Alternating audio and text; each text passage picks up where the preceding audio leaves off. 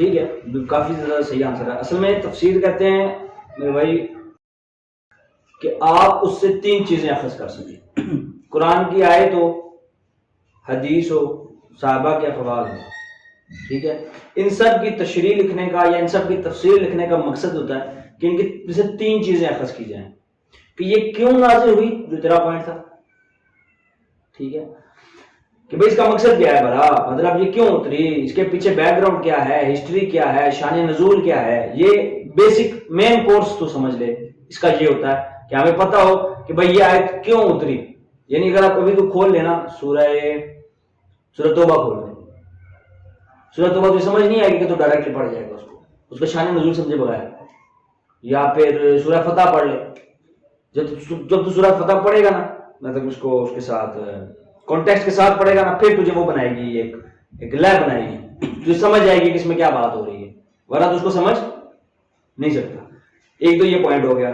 دوسرا اس کا یہ ہوتا ہے کہ یار اس جگہ پر کیوں ہے، اللہ اس میں سے کیا حکم دینا چاہ رہا ہے مسلمانوں کو، یہ کہ اللہ کس سے مخاطب ہے. دیکھنا قرآن مجید کا بیسک پرپس میں ویڈیو بنائی تھی نا، کیا مقصد قرآن کا، انسان. قرآن کا موضوع ویڈیو دیکھتے نہیں ہو تو مسئلہ یہ ہے. قرآن کا موضوع ہے انسان. تو انسان قرآن کی نظر میں 5 قسم کا ہے. کتنے قسم کا ہے؟ 5 قسم کا. اس کی جنس نہیں ہے، بالائے جنس 5 قسم کا انسان ہے. یا وہ ایمان والا ہے، یا وہ کافر ہے، مشرک ہے، ٹھیک ہے، یا وہ یہودی ہے، یا وہ نصرانی ہے، یا وہ منافق ہے. کتنے قسم کا مسلمان ہے، انسان ہے؟ 5 قسم کا. پورا قرآن ان 5 قسم کے انسانوں سے مخاطب ہے.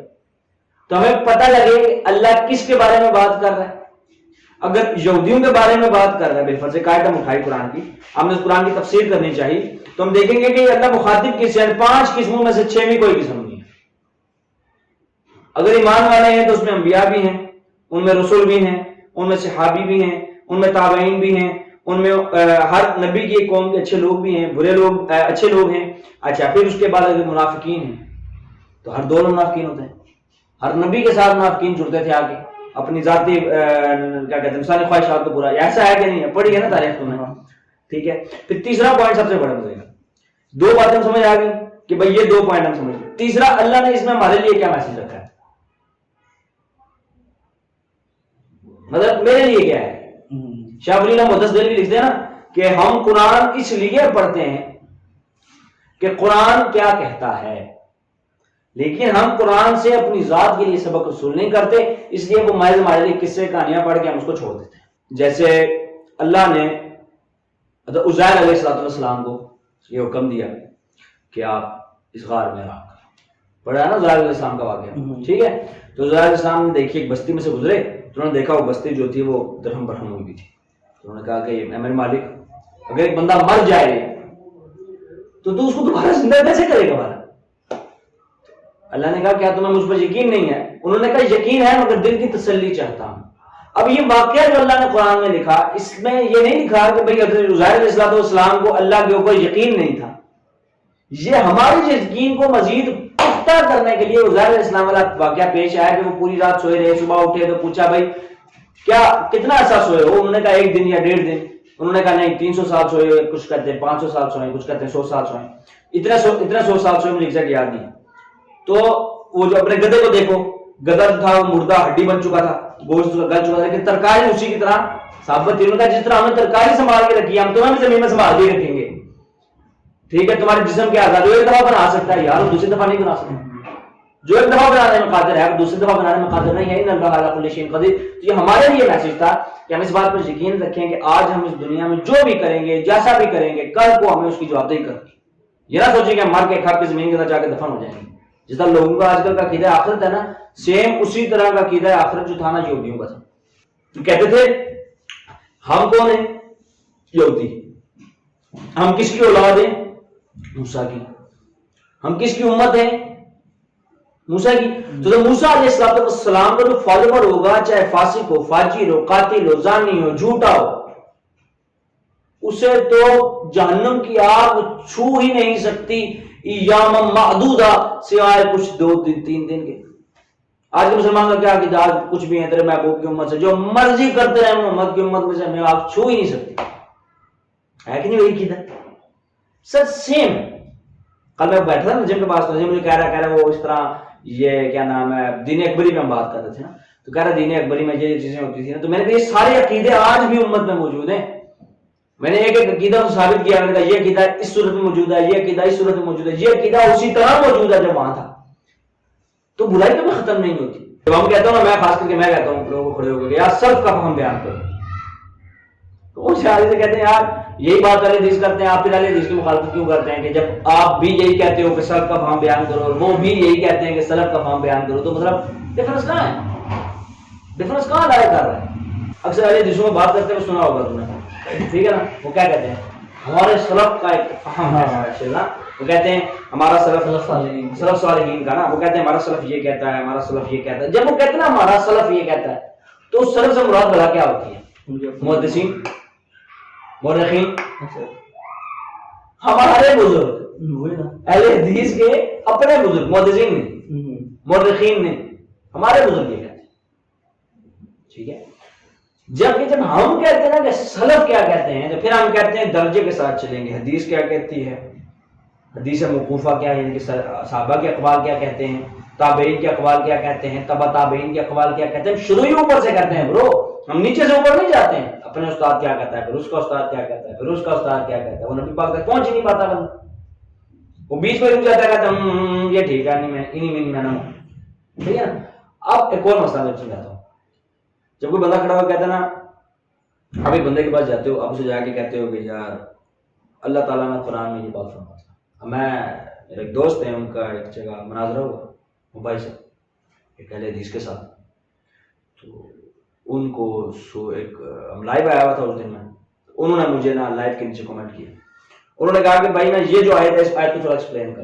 میں نے وہ آیت کھولی, بالکل سمپل تھی, اس کو کچھ ایکسپلین کرنے والا نہیں تھا. کیا محمد وہ لوگ جنہوں نے تمہارے دین کو جدا جدا فرقے بنا لیے, تمہارا ان سے کوئی لینا دینا نہیں ہے, میں ان سے خود ملتا ہوں. ٹھیک ہے, تو کہہ رہے جی یہ اہل حدیث کہتے ہیں یار بتوں کے بارے میں نازل ہوئی. مطلب وہی بات جب ہم بریلویوں کو جا کے کہتے ہیں نا کہ یار یہ دیکھو یہ شرک کے بارے میں آئے تھے, تو آپ سے کیا کہتے ہیں بھلا یہ بات کس کے بارے میں؟ بتوں کے بارے میں, یہ مشرکین کے بارے میں ہے, یہ کافرین کے بارے.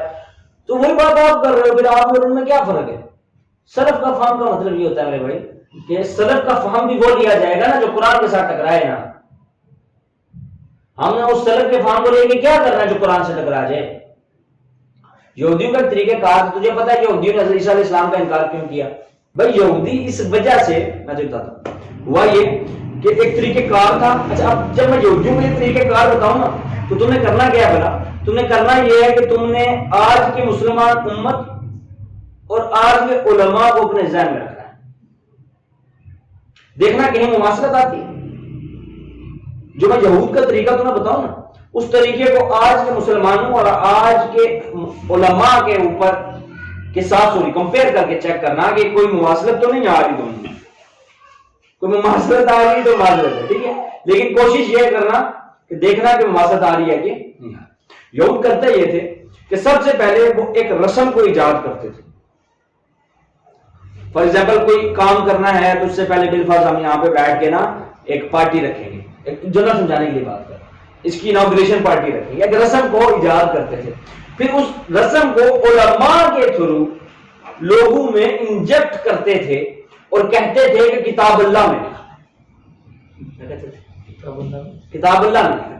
پھر یہ بات کرتے کرتے کرتے وقت گزرتا تھا تو لوگوں کے اندر جب وہ کمپلیٹلی انجیکٹ ہو جاتا تھا, اور جب ان کو لوگ روکتے تھے کہ یہ کیا ڈرامہ ہے, اس کا کیا فائدہ ہے, اس کا دین سے کیا تعلق ہے, تو وہ کہتے تھے ہمارے سلف کہتے ہیں ایسے.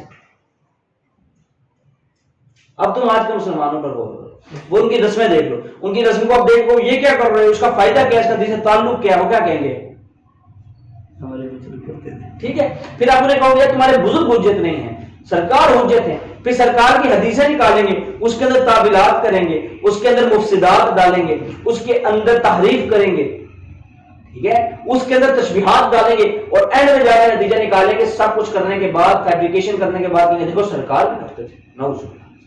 پھر آپ کہو گے نہیں دیکھو یہ تو فیبریکیٹ کر دی تم نے حدیث, تو مجھے قرآن سے دکھاؤ. تو وہ قرآن کے اندر, قرآن کے ترجمے میں الفاظ کے اندر بریکٹیں ڈال کے ایروز ڈال دیں گے، رائٹ مڑیں لیفٹ مڑیں، جائیں گاڑی میں جاؤ نا کہیں تو وہاں ایرو لگا ہوتا ہے، یہاں سے رائٹ لینا ہے، یہاں سے لیفٹ لینا ہے، سیدھا جانا ہے، آگے یو ٹرن ہے، لگا ہوتا ہے اس طرح ایرو لگا دیتے ہیں بریکٹ ڈال کے، اندر وہ بات نہیں ہو رہی ہوتی، ایک وہ بریکٹ ڈال دیتے تاکہ جو چھپڑنے والا ہے نا وہ رائٹ موڑنے کی جگہ لیفٹ مڑے. یعنی قرآن ایک ایسی چیز ہے نا میرے بھائی کہ قرآن کے اندر اختلاف نہیں ہونا چاہیے، قرآن میں جھگڑا نہیں ہونا چاہیے. قرآن کے یوں ہے تو چاہے کسی بھی مسلک کا بندہ وہ کہ یوں ہی ہے.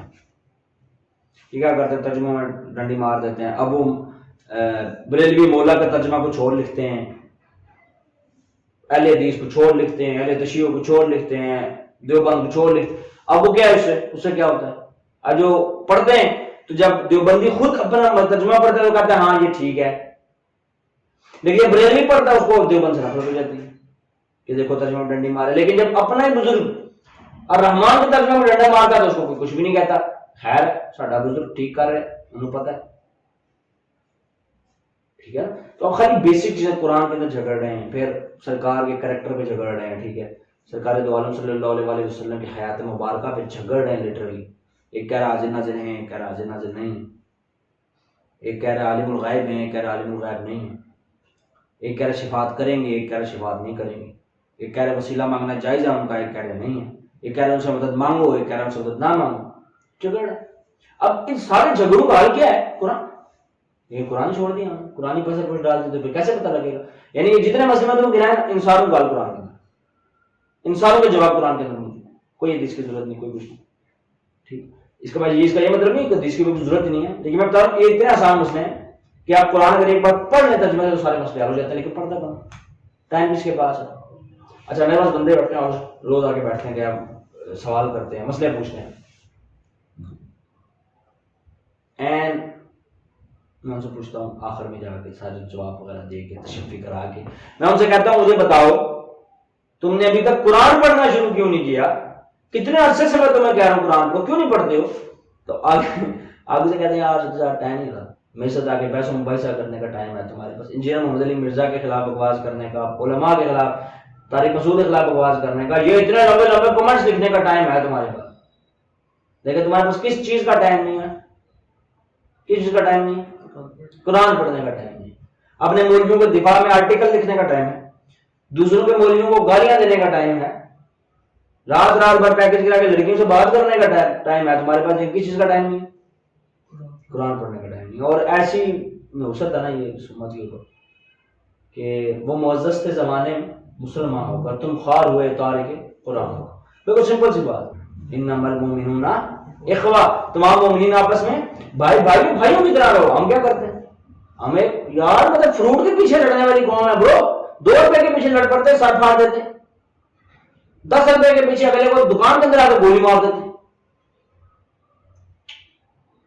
پھر بھی دعویٰ ایمان نہیں. یار مطلب میں نے پچھلی ویڈیو بنائی، میں نے اس میں وہ آیت پڑھی نا تو مجھے قسم سے میرے رونگٹے کھڑے ہو گئے. کیا تم اس بات پہ خوش ہو کہ تمہیں اس لیے بخش دیا جائے گا کہ تم نے کلمہ پڑھ لیا ہے، دعویٰ ایمانی رکھتے ہو، تمہیں اس بات کو سن کر چھوڑ دیا جائے، تمہیں آزمایا نہیں جائے گا؟ ہم تو تمہیں آزمائیں گے جس طرح تم سے پہلے لوگوں کو آزمایا تھا کہ ہمیں پتہ لگے کون دعویٰ ایمانی میں سچا، کون دعویٰ ایمانی میں جھوٹا. غلام ہے رسول کے غلام ہے. کوشش کر کے دیکھنا نا کبھی کبھی کہ CSS کی تیاری چھوڑ کے نا تھوڑی دیر کے لیے تھوڑا دعوت کا کام کرنا نکل جانا تو اپنے آپ آپ کے اندر تمہاری نڑی سے پکڑ کے تمہاری گولے کے نیچے رکھ کے تمہیں کہیں گے ہاں بھی سنا بھی بولی کیسے سمجھے بھائی آپ کو نا بھائی تمہاری کیا اوقات. اگر ایک بندہ اگر آپ کو بتائے نا کہ یار یہ جو آپ سگریٹ کا پف لگاتے ہو نا اچھا ہے، لیکن اگر آپ نے اس کو تھوڑا سا اور اندر کھینچ کے ایسے پھر ناک سے دھوئیں کو باہر نکالو تو دیکھنا کیا زبردست دھواں باہر نکلے گا. تو وہ آپ کہے گا یار thank you very much, I will try it. I am going to try. میں ابھی ٹرائی کروں گا اس کو، ٹھیک ہے. لیکن اگر آپ جا کر کہو کہ یار ابھی آپ نماز پڑھ رہے تھے، میں تمہیں بات ہوں تمہارے دوست نے نماز پڑھا نا تو نماز پڑھتے ہوئے نا اس نے یہ چیزیں نا اپنی زمین کے سامنے لگائی، تو جب منع کیا میں نے اسے کہا یار دوست آپ نماز غلط پڑھتے ہو، آپ کے رکوع غلط، آپ کے سجود غلط، آپ کے سجود کے طریقے غلط ہیں، آپ کیا کر رہے ہو؟ اس سے نماز نہیں ہوتی. کہتا سچی صاحب آپ بھابھی ہو، آپ کی ہماری نماز میں فرق ہے. میں نے کہا ابھی میری جان کے ٹوٹے میں رفع الدین کی بات نہیں کر رہا، جو ہم دونوں میں کامن ہے تو وہ بھی غلط کر رہا ہے، جس پر امت کا اجماع ہے تو وہ بھی غلط کر رہا ہے. چل اردو کی نماز میں فرق ہے، ہم کہتے ہیں جی ہمارے جیسی ہے، تم کہتے ہو کہ الگ ہے. اس میں مردوں کی نماز بھی جیسی ہے، سجدہ تو تمہارا مانا یہ کیا نا کہ بھائی یہ نیچے نہیں لگے گا، تو لڑنا شروع ہو گیا میرے سے، لٹرلی لڑنا شروع ہو گیا، جھگڑنا شروع ہو گیا. یہیں پہ میچ کو اگر کوئی اور بات کہتا کیا وہ بھائی البتہ اسٹارٹ پر کرنا ہے باجی، وہ تو بٹا ٹائر میں آنے والا ہے بھائی، چھاپے ڈبل کرا رہے ہیں، پھٹ گیا تو باجی جو ہے نا آپ کی چینی جو ہے نا ڈل جائے گی، رول جائے گی، خرچہ ہو جائے گا آپ کا. تو آپ مجھے آگے سے کیا کہیں گے؟ بولا تھینک یو،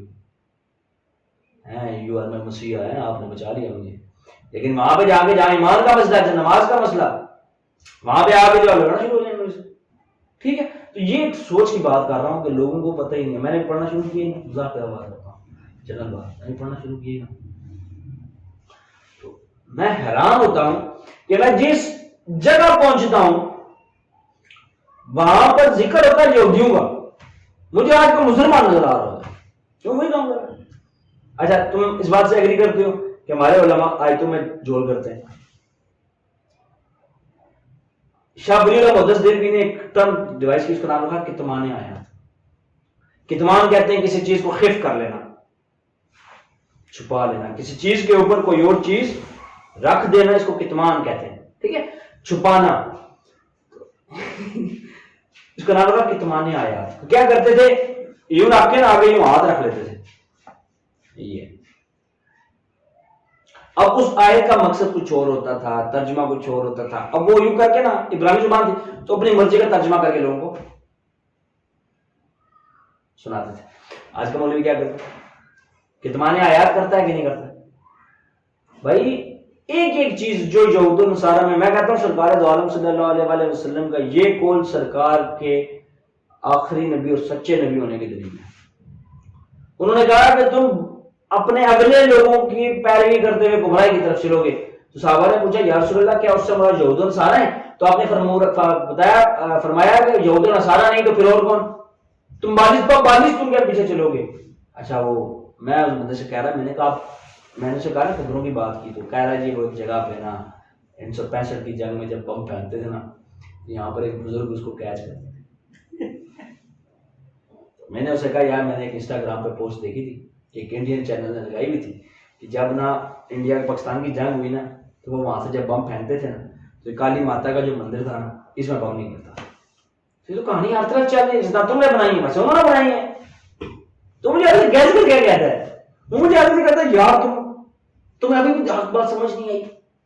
میں نے کہا یار تیری آنکھیں کھولنے کے لیے میں نے یہ بات بتائی ہے، میری آنکھیں کیسے کھلنی تھی؟ مطلب تیرے لیے میں نے دوسری بات بتائی ہے کہ بھائی اس طرح بھی ہوتا ہے، تو میری مطلب اس سے میری آنکھیں کھلنی چاہیے. کہہ رہا ہاں کیسے؟ کہہ رہا دیکھ ان واقعات کو ہندو بھی مانتے ہیں. میں نے کہا یہی تو مسئلہ ہے نا کہ ہندو مانتے ہیں اور جاہل آدمی. یہی تو مسئلہ ہے نا کہ یہ ہندوؤں کا عقیدہ ہے، یہی تو سمجھا رہا ہوں اس ٹائم سے میں تمہیں. اچھا اب مجھے آگے سے کہا تم وہی مرتد. اب مجھے کنفرم تھا مجھے مرتد نہیں منکر کہہ رہا ہے، اس کو پتہ ہی نہیں مرتد کسے کہتے ہیں. پھر سے میں نے پوچھا کہ مرتد کسے کہتا ہے؟ کہہ رہا مجھے نہیں. میں نے کہا تو مجھے کافر کہہ رہا ہے. میں کافر تو نہیں کہہ رہا، میں کہہ رہا ہوں نہ ماننا ہے تو مطلب ہمارے واقعات نہیں مانتا ہے، تو تمہیں منکر کہنا چاہتا ہے. کہہ رہا ہاں منکر.